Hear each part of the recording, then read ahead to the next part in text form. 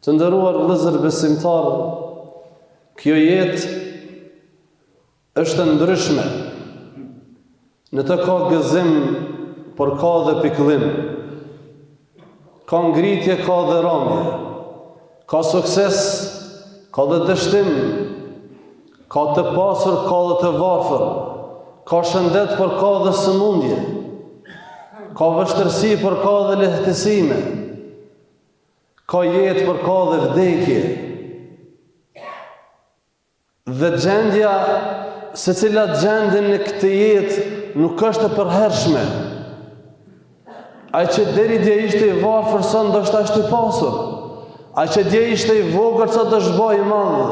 Ai që dje ishte i shëmur, sa do të shëndosh. Ai që dje ishte i pasur, sa ndoshta është i varfër.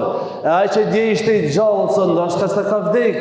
Ai që ishte dje i shëmur, ose dje i shëndosh, sot mund të sprovohet me smundje. E kështu me radhë.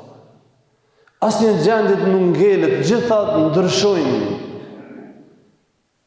Sepse ky është rregulli që Allahu subhanahu wa taala ka kriju jetën dhe botën në përgjithësi të dashur vëllezër besimtar. Për të sprovuar njerëzit. Huwa alladhi khalaqa al-mauta wal-hayata liyabluwakum ayyukum ahsanu amala. Aja që krijoi vdekjen dhe jetën që t'ju sprovoj cili për jush jeni me vepër mirë.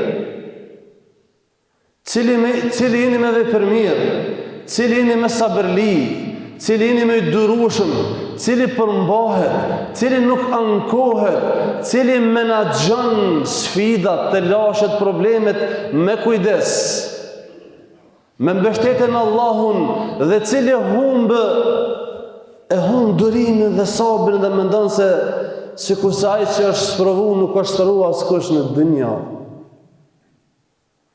Po ashtu Allah subhanahu wa ta'ala thot wa nabluukum bish-sharri wal-khairi fitna.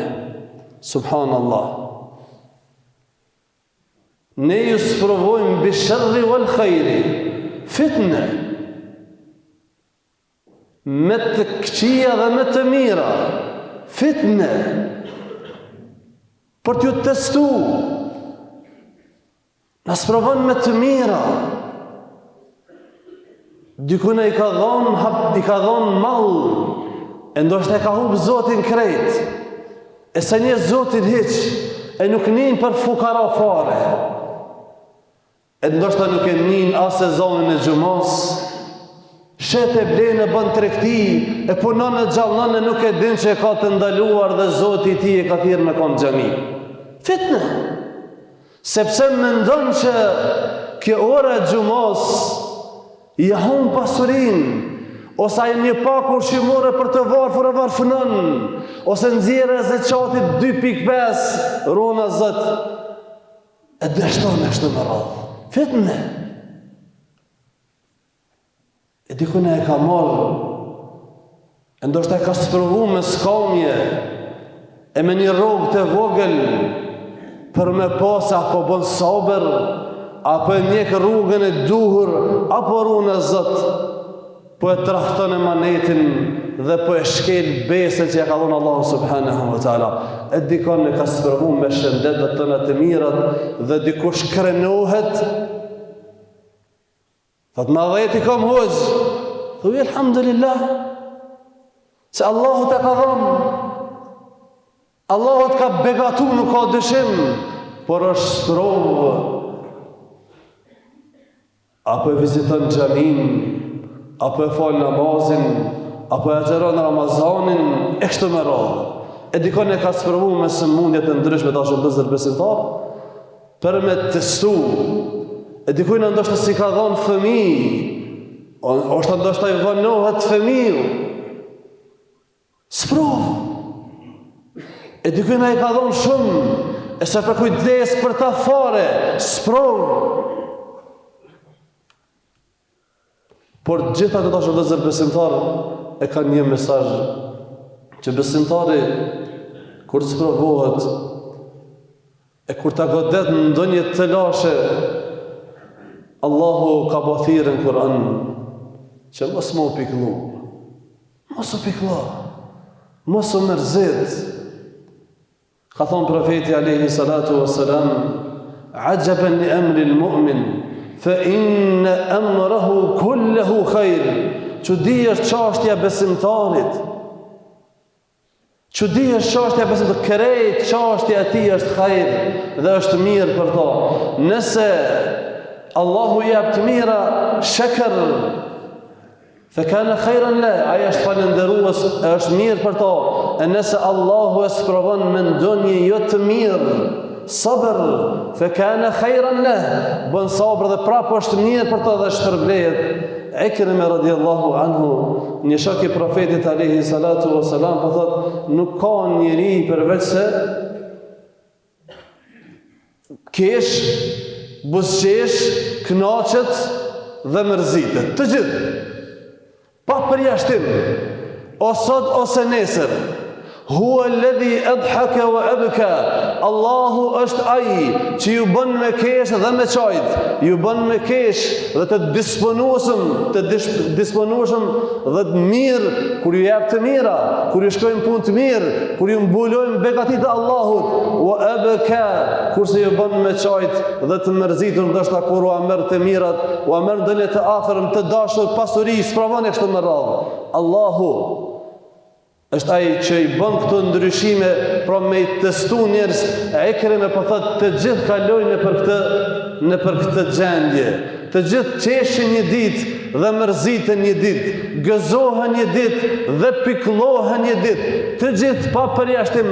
Faj'alu, andaj lënë porositë e madhe, faj'alu huznakum o farhakum shukra, andaj gëzimin tuaj bëne falënderim, pra kur të gëzoheni falënderoni Allahun, waj'alu huznakum sabra, kurse pikëllimin shndroni në sabër. Asnjë nuk ka që nuk testohet dhe nuk sprovohet. Mirë po thotë, të mirat shndroni në të falënderim, kurse të ligat shndroni ose mërzijat, pikëllimi shndronë në sabër. Dashur vëllezër besimtar, profeti alayhi salatu wassalam ka kërku prej Allahut që ta ruaj ose ta mbroj prej pikëllimit dhe prej mërzisë. Sepse pikëllimi, dashur vëllezër besimtar, është një gjendje e rëndë e cila e dëmton shumë njeriu, e lodh njeriu, e lodh zemrën e njeriu në rrugën e tij drejt Allahut subhanahu wa taala. Ja humb vullnetin, ja humb dëshirën ndoshta edhe për të jetuar. Nuk ka vullnet, nuk do ndoshta as me qëndru me njerëz, ndoshta disa marrin edhe vendime të rënda, ndoshta po ka raste kur po i dhonë edhe fund jetës së tyre si pasojë e pikëllimit. E besimtari nuk guxon, dashur vëllezër besimtar, me kalum të gjendje nga se e din se pikëllimi është arma ose është prej armave të shejtanit. Ka thonë Allahu subhanahu wa taala, ato përshpëritjet që ja bën kokë, që i vinë mendje njeriu në kokën e tij, disa mendime të këqija, disa veset të këqija, disa gjëra të këqija që i sillen në kokën e tij, thot, ato janë prej shejtanit që ti mërzis besimtarët.